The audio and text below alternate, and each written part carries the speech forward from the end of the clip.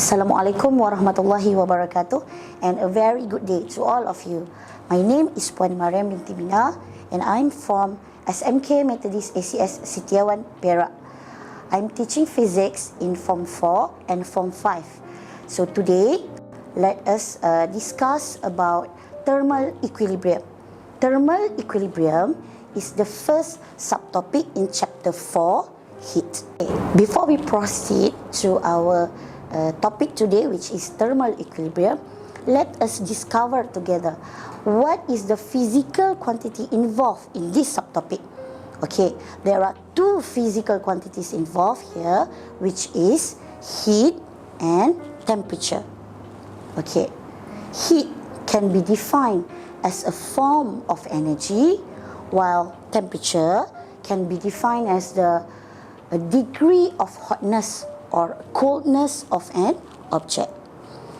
The SI unit for the heat is joule, and SI unit for the temperature is Kelvin.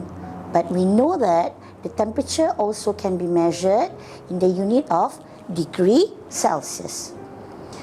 The heat is a derived quantity, while the temperature is the base quantity, and the measuring instrument to measure the heat is the joule meter, and the measuring instrument to measure the temperature is the thermometer. Heat energy is transferred between two objects when there is a contact. Okay, what kind of contact? It is a thermal contact.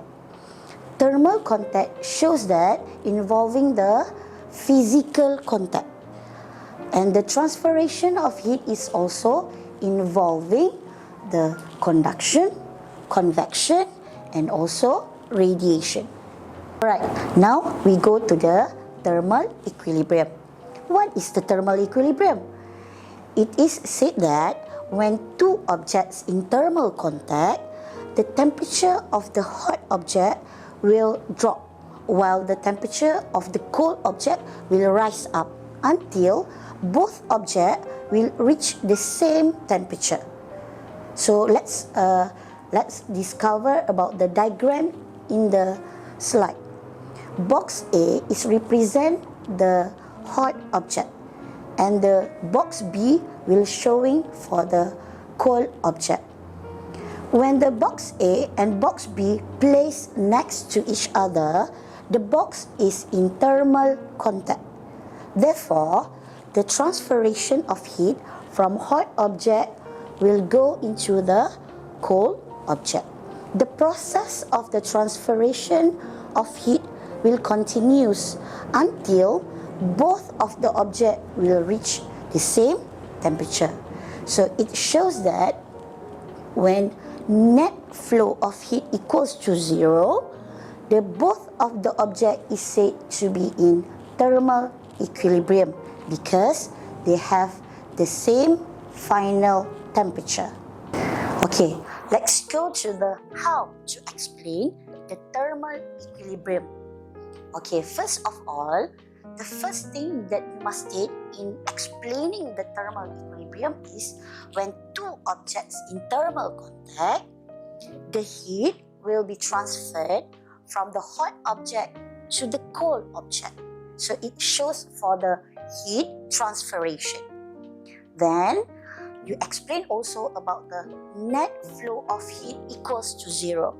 And lastly, the thermal equilibrium will be achieved when the final temperature of both objects is same. Diagram shows about the uses of the clinical thermometer to measure a temperature. Okay, let's discuss about how the doctor check the patient's temperature. Okay, the first thing in discussing or in explaining how the doctor can check the patient's temperature is by first put the thermometer under the tongue of the patient. So it shows that there will be a thermal contact between the patient's tongue with the thermometer. Second point, the transferation of heat or the heat transfer from the hot object to the cold object, which is from the patient's body to the thermometer. Second point is the flow of heat will continuously until net flow of heat equals to 0. Then the temperature of the thermometer will shows the patient's temperature, which it will appear on the screen of the thermometer. Okay, let's go to the activities or the phenomenon that involving the thermal equilibrium in daily life. So you all can observe from the diagram given. The first diagram shows that how to increase the temperature of the cold milk. Okay, so the cold milk in the bottle will be immersed or will be put in the hot water. So the temperature of the hot water or the heat energy from the hot water will be transferred to the cold milk. Therefore, the process of transferation of heat will be continuously until net flow of heat equals to 0. Second diagram shows that the hot soup in a bowl. So how to decrease the temperature of the hot soup? So this one can be done by put a hot soup into a big bowl. So the transferation of heat between the hot soup towards the bowl. The third one is put a wet towel on the forehead of the patients, of the fever patients. So this one is also to decrease the temperature of the fever patient. And last one, the fourth example here is how to measure the temperature of the patients. So this one is already discussed in the slide before.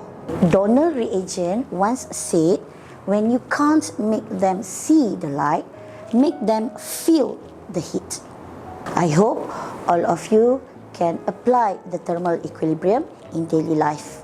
So don't forget to like, share and subscribe the ACS Studio channel.